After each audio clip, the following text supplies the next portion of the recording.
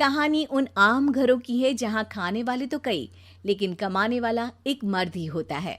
बावजूद इसके उससे उम्मीदें कम नहीं होती। देखिए जी, सामने वाले वर्मा जी कैसी अच्छी तरह से सफाई करते हैं छुट्टी वाले दिन अपने घर की, और एक आप हैं। अरे यार, उनके पास कार है, ऑफिस पास में है और हफ्ते में 2 दिन की छुट्टी होती है, तो फर्क तो पड़ता है ना। मेरी तो शादी ही गलत हो गई।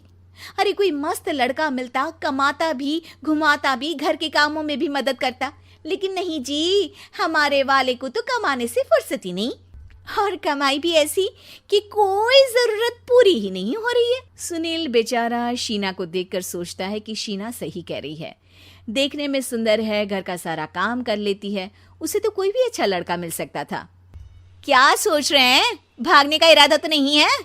अरे नहीं मेरी प्यारी बीवी, मैं तो नहीं, पर डर है कि तुम नहीं कहीं भाग जाओ मुझे छोड़कर।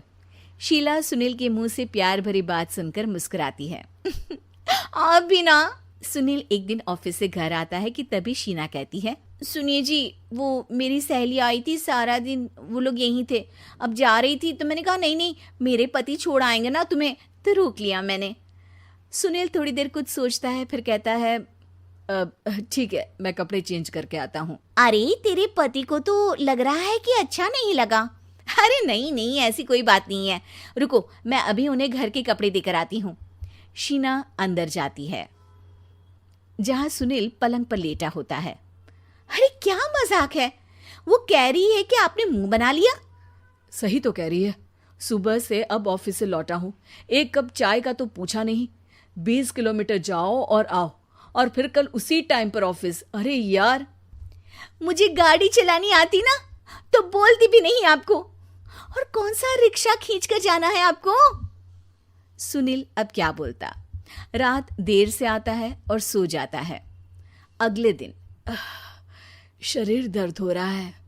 अरे तो मत जाओ ना ऑफिस, चलते हैं ना मार्केट घूमने, फिर पिक्चर देखेंगे और रात में खाना खाकर घर वापस। सुनील जब सारे दिन की थकान वाला शेड्यूल सुनता है तो वो सीधे सीधे ऑफिस के लिए तैयार हो जाता है। अब आए दिन शीना की डिमांड बढ़ती ही चली जाती है और सुनील उसको पूरा भी करता। लेकिन एक दिन, ए जी मेरा भाई आ रहा है, उसे 2 लाख रुपए की जरूरत है। हाँ तो मैं क्या करूँ शीना, मेरे पास इतने रुपए नहीं है। हाँ हाँ पता है नहीं है, लेकिन किसी से लेकर तो दे सकते हो ना।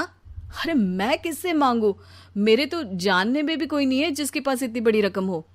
तभी वहां शीना का भाई शीनू आ जाता है। जीजा जी कैसे हैं आप? अब मैं ठीक हूँ शीनू, अचानक इतनी बड़ी रकम की जरूरत कैसे पड़ गई? अरे जीजा जी, वो बिजनेस शुरू किया ना, तो उसके लिए पैसे की ज़रूरत है, काफ़ी हो चुका है, थोड़ा पैसा बचता है तो मैंने सोचा आपसे ले लूं। अब देखो, मेरे ऑफिस में कुछ लोग हैं जिनकी सेविंग अच्छी है, मैं उन लोगों से बात करके देखता हूँ। सुनील ऑफिस से किसी से पैसे लेकर शीना को दे देता है। शीना वो पैसा भाई को दे देती है। 2 महीने बाद, अरे यार शीना, वो ऑफिस वाला आदमी अपने पैसे मांग रहा है, कैसे दूं? अपने भाई से बोलो ना पैसे दे दे। अरे हाँ हाँ दे देगा, कहाँ भागा जा रहा है, आप उनको बोल दो कि दे देंगे। थोड़े दिन बाद, शीना, वो आदमी मुझसे आज भी पैसे मांग रहा था यार, मैं तंग आ गया हूँ, ऑफिस जाते ही सामने उसका चेहरा दिखता है, क्या बोलूँ, बार बार पैसे मांगता है। अच्छा मैं शीनू को फ़ोन लगाती हूँ, बात करके देखती हूँ। शीना भाई को फ़ोन करती है लेकिन वो फ़ोन उठाता ही नहीं। लगता है भाई कहीं ऐसी जगह है जहाँ नेटवर्क की समस्या होगी। सुनील अगले दिन दोपहर को ही घर आ जाता है। उसका चेहरा उतरा और परेशान सा होता है। वो रोने लगता है। अरे क्या हुआ जी, आप इतना परेशान क्यों हैं? सब ठीक तो है ना? अरे नहीं शीना, कुछ ठीक नहीं है, मैं ठीक नहीं हूँ। तुम्हारे भाई के लिए मैंने जो पैसे लिए थे, उस आदमी ने आज भरे ऑफिस में सबके सामने मेरी बेइज्जती कर दी। सबके सामने आज मैं कर्जदार बनकर खड़ा था। मैंने हर वो प्रयास किया घर चलाने के लिए जो मैं कर सकता था, लेकिन अब नहीं होगा। वो फिर रोने लगता है। अरे आप तो औरतों की तरह रो रहे हैं, मर्द हैं आप।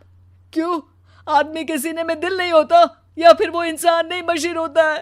अरे मैं थक चुका हूँ शीना, तुम समझती क्यों नहीं? मैं भी शारीरिक और मानसिक रूप से थकता हूँ, मैं भी आराम करना चाहता हूँ, सुकून चाहता हूँ। मैं अब कुछ नहीं कर सकता। कुछ नहीं।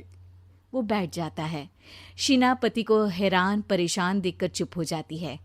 अगले दिन, सुनिए, ये लीजिए 2 लाख रुपये, उस आदमी को दे दीजिए और बोल दीजिए कि आज के बाद किसी को पैसे के लिए बेइज्जत ना करे। सुनील पैसे देखकर राहत की सांस लेता है। अरे शीना, तुमने तो मेरा बहुत बड़ा काम कर दिया। अब मैं शान से ऑफिस जा सकता हूँ।